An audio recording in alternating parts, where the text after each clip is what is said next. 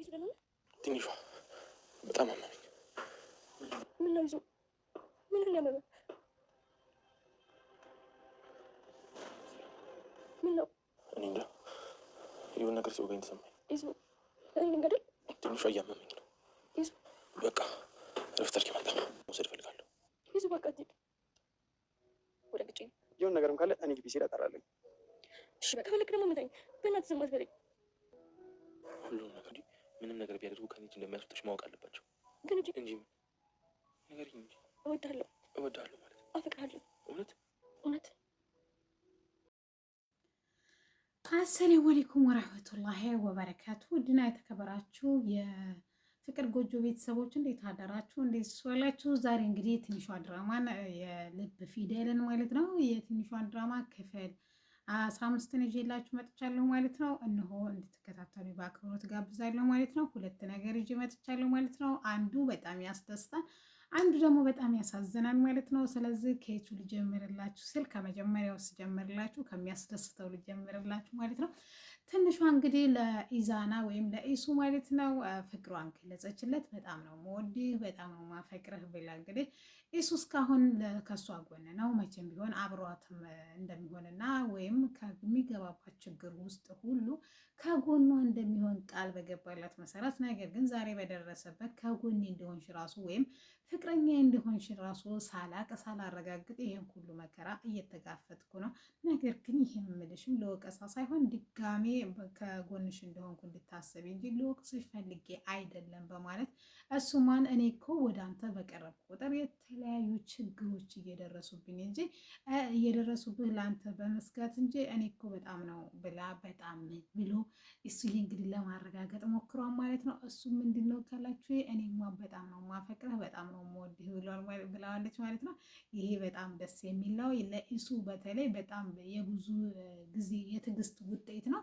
መታገስ ዋጋ አለው የሚለው ለኢሱ ነው ማለት ነው። ትንሿን እንግዲህ ከብዙ ችግርና ፈተና ውስጥ ማለት ነው እናቱን፣ ጓደኞቹን፣ ጎረቤት፣ ትምህርት ቤት ሳይቀር ብዙ ነገር እያደረጉት ማለት ነው በእሷ የተነሳ እየተሳለቁበት፣ ነገር ግን ዛሬ እንግዲህ በእጁ ሊያስገባ ችሏል። ወይም ዛሬ እንግዲህ በጆሮዋ ወይም በአንደበቷ እሷ በአንደበቷ እሱ በጆሮ ማለት ነው አፈቅርሃለሁ ኢሱ ስትለው እንግዲህ በጣም ደስ ብሎታል ማለት ነው። ይሄ አያስደስትም ማለት አይደለም። ለማንኛውም ማለት ነው እንኳን ደስ አላችሁ ልላችሁ እወዳለሁ ማለት ነው። ኢሱና ትንሿ ተፋቀሩ ወይ ፍቅሩን ተቀበለችው አተቀበለችው፣ አንድ ቤት እየገቡ እየኖሩ አንድ አልጋ ላይ እየተኙ እስካሁን ስለ ፍቅር ራሱ ምንም የሚያውቁት ነገር የለም። ነገር ግን እንደ ደፍሮ ራሱ እጇን ነክቷት አያውቅም። ምክንያቱም እሱ ቃል የገባላት ምንጊዜም ከጎኗ እንደሚሆን እንጂ ካፈቀርሽ የሚል አልነበረም። ስለዚህ ለቃሉ ታማኝ ሆኖ እንግዲህ የመጨረሻውን ፍሬ በልቷል ማለት ነው።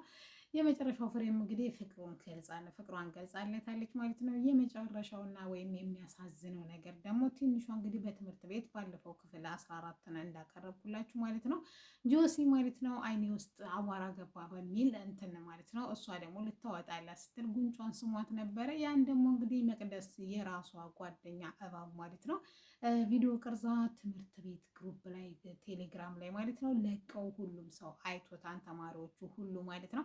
ስለዚህ ጓደኛሞቹም ማለት ነው እነ ልዑልና እነ ቹቻ ሳይቀሩ ማለት ነው በጣም ተናደው እንግዲህ ሁሉንም ነገር ተመሄዳቸው ማለቴ ሄዳ ማለት ነው መቅዲ እንዳልሰማ ወይም እንዳላየ እሷ እንዳለቀቀችው አድርጋ ትንሿ ተኝታ ነበረ። ከትንሽ ወደ መታጠቢያ ቤት ስትሄድ ማለት ነው ድንገት እንዳገኘች ብላ፣ ምክንያቱም እሷ በጣም ነው ኢሱን የምታፈቅረው ማለት ነው። እሱ ግን አንድ ቀን እንደሰውን ቆጥሯት አያውቅም ማለት ነው። ያ የተነሳ ደግሞ በጣም ያበሳጨታል፣ በጣም ያናድዳታል ማለት ነው።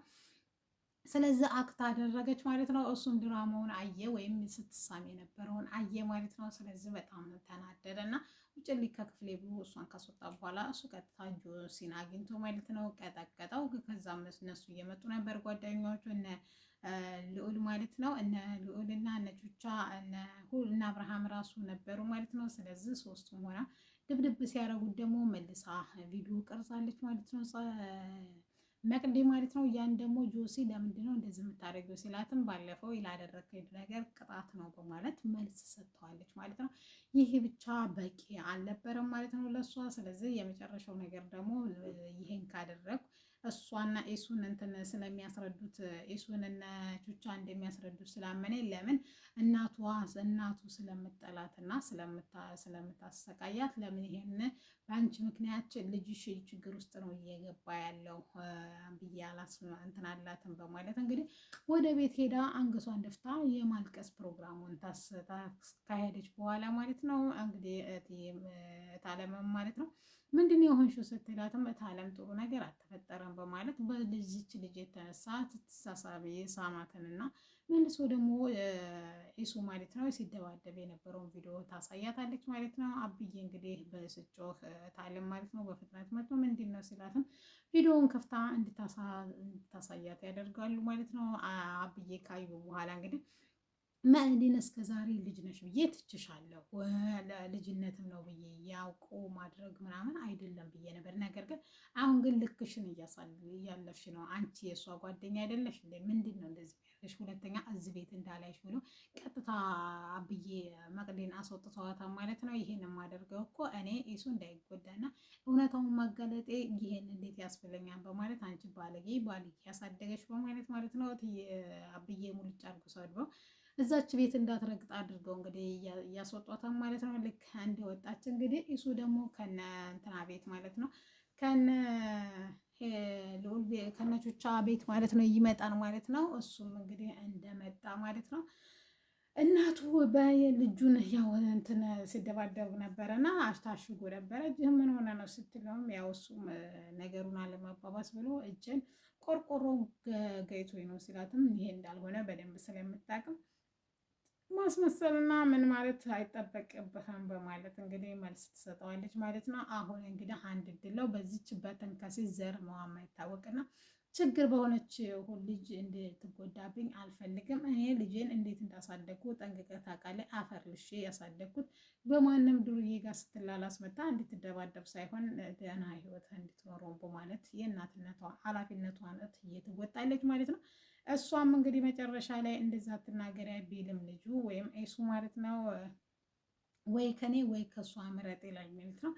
እንግዲህ ኢሱ እናቱ እግር ላይ ተደፍቶ እናቴ ሁሉንም ነገር መምረጥ አልችልም፣ ከአንቺ ቃል መውጣት አልችልም፣ ምክንያቱም አለአባት አለ ያሳደግሽኝ አንቺ ነሽ፣ ይሄን አውቃለሁ። ነገር ግን የምሞትበትን ምርጫ እንድመርጥ አታድርጌ፣ ምክንያቱም አንቺን በመርጥ እሷን ስላጣሁ እሞትብሻለሁ ይቁሞት በማለት እንግዲህ እንባ እየተናነቀው ለወይዘሮ ታለም ማለት ነው ሁሉንም ነገር ያስረዳታል ማለት ነው። ይህንን የሚያየው ብዬ ማለት ነው እሱን ሊይዟት ትንሿን ወደ ክፍል እንዲገባና ተረጋግተው መውራት እንዳለባቸው እና ሌላው ደግሞ እሱ እንደሚጨርሰው በቃል ይነግረዋል ማለት ነው። ለማንኛውም እታበባም እንግዲህ ታይ ብሏታል ማለት ነው። እሷም እንግዲህ ሂዱና አውሩና ሌላ ጊዜ ደግሞ የምናወራበት ይሆናል ብሏል። እንግዲህ እሱም ትንሽ ራሱን እያመመው ነበር ማለት ነው።